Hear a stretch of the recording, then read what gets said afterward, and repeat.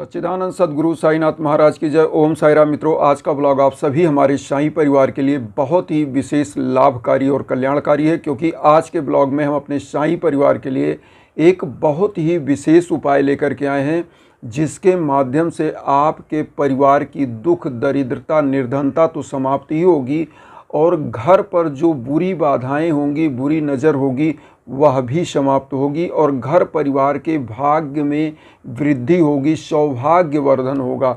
इस उपाय को करना कैसे है और क्या क्या लेना है, बहुत ही इजी उपाय है, कोई भी कर सकता है। तो सबसे पहले तो आप जान लें कि इस कलयुग में हर परिवार किसी न किसी ऐसी बाधा से, जैसे घर परिवार में लड़ाई झगड़े का माहौल, घर में आर्थिक तंगी या घर में मानसिक रूप से लोग परेशान होते हैं। क्यों होते हैं? क्योंकि जब उनका सपना नहीं साकार होता है, वह अपने लक्ष्य को प्राप्त नहीं कर पाते हैं, तो ऐसी स्थितियां बनती है और घर में लोग मानसिक रूप से पागल हो जाते हैं। क्योंकि बहुत सारे घर ऐसे होते हैं जो मेहनत तो बहुत करते हैं लेकिन उनको प्राप्त कुछ नहीं होता। तो आज इसी उपाय को हम लेकर के आए हैं। कैसे करना है, क्या करना है, बहुत ही इजी उपाय है। आपको लेना है 3 फूल। फूल मतलब फ्लावर, 3 फ्लावर लेना है और कभी कोई भी फ्लावर ले लें, चाहे वो पीला गेंदे का फूल हो या आपको जो है वह गुलाब का पुष्प हो। 3 पुष्प होना चाहिए, आपको लेना है। और उसके बाद एक घी का दीप लेना है और उसके बाद आपको धूप बत्ती, जो भी आप जलाते हैं वह धूप बत्ती अगरबत्ती ले सकते हैं। तो नहा धो लीजिए, स्वच्छ आसन बिछाइए, बाबा का कोई भी छोटी सी मूर्ति या पोस्टर हो वहाँ पर आपको बैठना है और थोड़ा सा 1 लोटा जल और पीला हल्दी ले लीजिएगा। इस उपाय को करना कैसे है, आपको बहुत ही ध्यान से, क्योंकि यही 3 फूल आपके जीवन में चमत्कार ला देंगे। आपके घर परिवार से जो बुरी नज़र की बाधा है, किए कराई की बाधा, वह समाप्त करेगी। तो आइए सबसे पहले जानते हैं कि इस उपाय को करना कैसे है। सबसे पहले जो 3 पुष्प आपने लिया है, तो सबसे पहले आप घी का दीप प्रज्वलित करिए, घी और धूप बत्ती, वातावरण महका दीजिए। और उसके बाद साईं बाबा का ऐसा ध्यान करिए आंख बंद करके, जैसे आप शिरडी में बाबा की समाधि देख रहे हैं, जैसे बाबा की आप प्रतिमा देख रहे हैं, ऐसा आप ध्यान करिए और ऐसा आप सोचिए कि आप बाबा के सम्मुख बैठे हुए हैं। तो जैसे हमने आपको बताया कि आपको 3 पुष्प जो लेना है, वह 3 पुष्प, आप तीनों पुष्प को ऐसे हाथ जोड़ करके तीनों पुष्प को हाथ में ले लीजिए और लेने के बाद आपको 3 बार साईं बाबा का 11 वचन बोल देना है। आप सभी लोग 11 वचन साईं बाबा का जानते हैं और इस 3 फूल को 11 वचन बोलने के बाद जैसे हाथ जोड़ के बाबा के श्री चरणों में अर्पित कर देना है। अर्पित करने के बाद अब आपको करना क्या है, थोड़ा सा जो लोटे का जल है उसमें आम का पत्ता डाल दीजिए या चम्मच डाल दीजिए, चारों तरफ आप छिड़क दीजिए। छिड़कने के बाद आप क्या करेंगे, साईं बाबा को हल्दी का चंदन लगाइए, जो आपने हल्दी लिया है, और उसी चंदन को अपने मस्तक पर लगाइए। और साईं बाबा की अगर शिरडी की ऊदी हो तो उसको लगा लीजिए।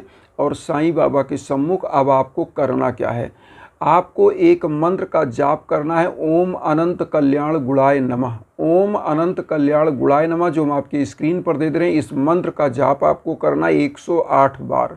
और इस पुष्प को जो आपने चढ़ाया है, इन पुष्पों को एक बार फिर आप हाथ से टच कर लीजिए। और उसके बाद जब 108 बार आप कर लीजिए, तो आपको करना क्या है, जो लोटे का जल लिया है और जो आपने धूप बत्ती और वो जलाया है, क्या नाम है, दीपक, इस दीपक को थाली में रख लीजिए। और थाली में रखने के बाद जो आम का पत्ता या चम्मच आपने डाला है पानी में, पूरे घर में जल को छिड़क दीजिए। और छिड़कने के बाद आप क्या करिएगा, जो जल बचे वह सूर्य भगवान को या तुलसी के जल में आपको डालना है। अब यहाँ पर लास्ट टाइम में आप समझिए कि 3 पुष्प का क्या करना है। जो 3 पुष्प आपने चढ़ाया, क्योंकि यह पुष्प तो सूखना ही है, पुष्प तो क्या होता है, खिला हुआ होता है, जब आप चढ़ाते हो कुछ दिन के बाद मुरझा कर सूख जाता है। तो आपको करना क्या, जिस दिन आप पुष्प चढ़ाएं बाबा को, उस दिन पुष्प को नहीं हटाना है।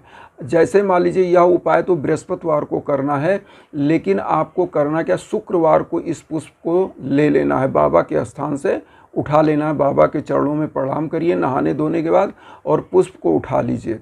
अब आप क्या करिए कि इस पुष्प के द्वारा जो आपके घर में किए कराए की बाधा होगी वह समाप्त होगी। कैसे समाप्त होगी, अपने घर के दरवाजे पर निकल जाइए और 7 बार अपने घर के दरवाजे पर क्लॉकवाइज आप घुमा दीजिए।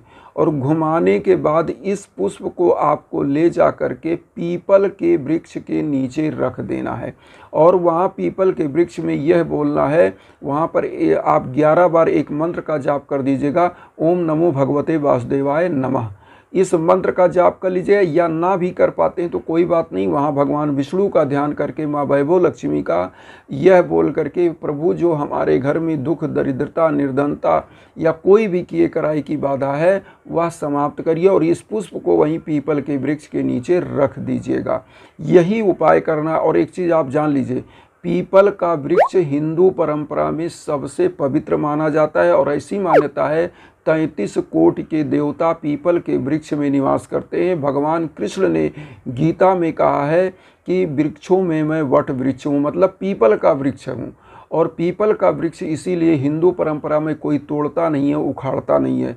और पीपल के वृक्ष में चूंकि विष्णु भगवान का भी निवास होता है, समस्त देवताओं का निवास होता है, तो माँ वैभव लक्ष्मी भगवान विष्णु के श्री चरणों में निवास करती हैं। और जब आप यह पुष्प चढ़ाकर प्रणाम करते हो तो उस दिन होता क्या है कि माँ वैभव लक्ष्मी भी की कृपा बनती है, और किए कराए की बाधा का शमन हो जाता है, समाप्ति हो जाता है। तो आपके घर परिवार की सौभाग्य में वृद्धि होती है। जो हमने कहा कि घर परिवार में जो किए कराए की बाधा होती है और जो दुर्भाग्य चलता है वह चलने लगता है। इससे होता क्या है, अगर दाम्पत्य जीवन का कोई कष्ट है, आपके दुकान व्यापार का कोई कार्य करते हैं तो उसमें बढ़ोतरी, दाम्पत्य जीवन में प्यार होता है।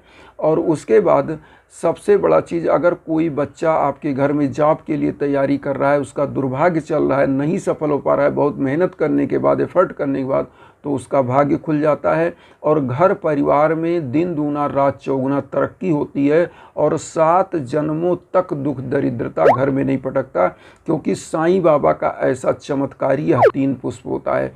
अब यहाँ पर एक चीज़ मैं फिर आप लोगों को बताना चाहूँगा कि जब आपके घर में भीषण बाधाएं हों, कोई युक्ति उपाय आप करके हार जाएं, तब आपको समझना चाहिए कि हवन की ही एक उपाय ऐसी बस्ती है जिसको आपको करना चाहिए, करवाना चाहिए। क्योंकि हवन एक ऐसा वैदिक परंपरा का या महत्व होता है कि इसके द्वारा आपके घर की समस्त जो भी बाधाएं हैं वह समाप्त होकर घर परिवार खिल जाता है। इसीलिए मैं आप लोगों से बार बार हर ब्लॉग में बताता हूं कि आप हवन के लिए अगर मेरे द्वारा चाहते हैं तो आप इंस्टाग्राम पर संपर्क करें, क्योंकि मैं कोई भी नंबर, फ़ोन नंबर अपने वीडियो में नहीं देता हूं।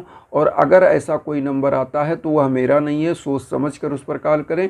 और दूसरा नंबर, एक चीज़ आप समझें कि जो हवन होता है ये 101 प्रकार की जड़ी बूटियों से, और लगभग अगर आपका कोई भी बाधा है तो मान के चलिए कि लगभग 61,000 मंत्रों का जाप होकर के होता है। और इस वैदिक मंत्रों का ऐसा महत्व होता है कि जिस प्रकार से सूर्य की रश्मियों से कोई कागज़ आप नीचे मैग्नीफाइंग ग्लास रखते हैं और नीचे कागज़ रखिए तो उसमें इतनी गर्मी आ जाती है कि वह पूरी सूर्य की रश्मियों को, छोटा सा मैग्नीफाइंग ग्लास पूरे सूर्य की रश्मियों को सेंट्रलाइज कर देता है एक पोजीशन पे, और वहाँ आग लग जाती है। तो कहने का मतलब मंत्रों में यह तेज होता है कि वह पूरे ब्रह्मांड की शक्तियों से सम्मोहित होकर के आपके जब नाम का संकल्प होता है तो आपके जीवन से ऐसे ही प्रकार से जो बाधाएं हैं वह जलकर समाप्त हो जाती हैं, और आपका जीवन सुखमय होता है, आपके परिवार का जीवन सुखमय होता है। और एक व्यक्ति यह चीज़ करवाता है, घर में सभी परिवार का भाग्य खुल जाता है, क्योंकि एक व्यक्ति हवन कराता है, पूरे परिवार का दुख कष्ट कट जाता है। तो इन्हीं भावनाओं के साथ मैं यही कहना चाहूँगा, मेरा उद्देश्य हमेशा वसुधैव कुटुंबकम का है और मैं इसी भावना को लेकर चल रहा हूँ। तो आप लोग भी चैनल सब्सक्राइब करके मुझे आशीर्वाद दीजिए, जिससे मैं इस पथ पर आपके सहयोग के लिए सदा सर्वदा चलता रहूं। और अपना आशीर्वाद दीजिए चैनल सब्सक्राइब करके। उन साईं भक्तों तक वीडियो को जरूर शेयर करिए जो किन्हीं कारणों से कष्ट में, दुख में। इन्हीं भावना के साथ ओम साई राम।